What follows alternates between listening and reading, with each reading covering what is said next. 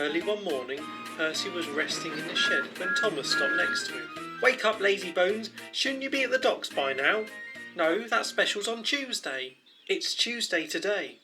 "Well, bless my coupling rods, I'm late." Percy moved out of his shed. "Hang on, Percy, you'll have to wait. I can't go till the signals change." "Oh, come on, I'm going to be late. Thomas then left. And once the line was clear, Percy proceeded on to collect his truck. Someone's in trouble. Oh, shh, you.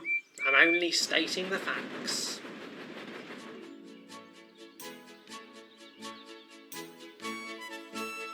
As Percy's truck was being loaded, Thomas arrived.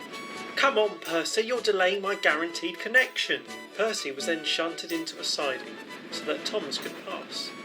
Eventually Percy got underway to the docks, when due to the weight of the goods in his truck, the old rusty coupling snapped, and Percy shot forward through the station before realising he'd left his truck behind. So he went back down the line to the station, and there was the Fat Controller. "Percy, what time do you call this? You should have dropped them goods off by now."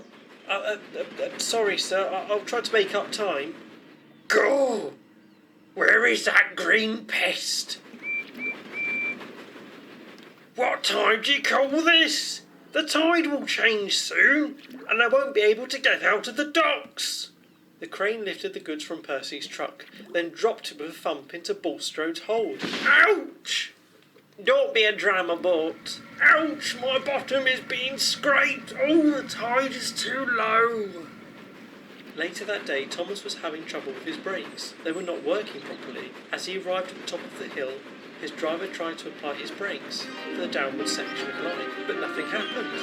Thomas then sped down the hill. The signalman changed the point and diverted him onto the dockside line.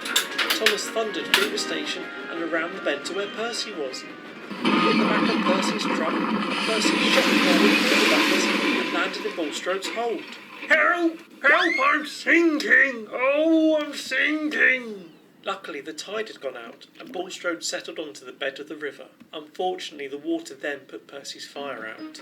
It took many hours to lift Percy out of the water and get Bulstrode refloated. Well, I guess we've both had quite an adventure today. I don't think the Fat Controller's going to be very happy, though, with 2 engines, 2 carriages, and 1 truck and a buffer stop to fix now.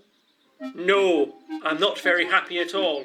Thomas, you should always check your brakes are working properly before every trip. And Percy, if you'd have been on time this morning, you'd have not delayed Thomas's train or have been shunted through the buffer stops. After the Fat Controller had left, Bertie the bus arrived. "Fancy a race, Thomas? I heard you went fast today. Oh, Percy, I hear you went fishing today. Oh dear, what a pair of silly engines you are." Thomas nor Percy spoke for the rest of the evening. They just thought what silly engines they'd been that day.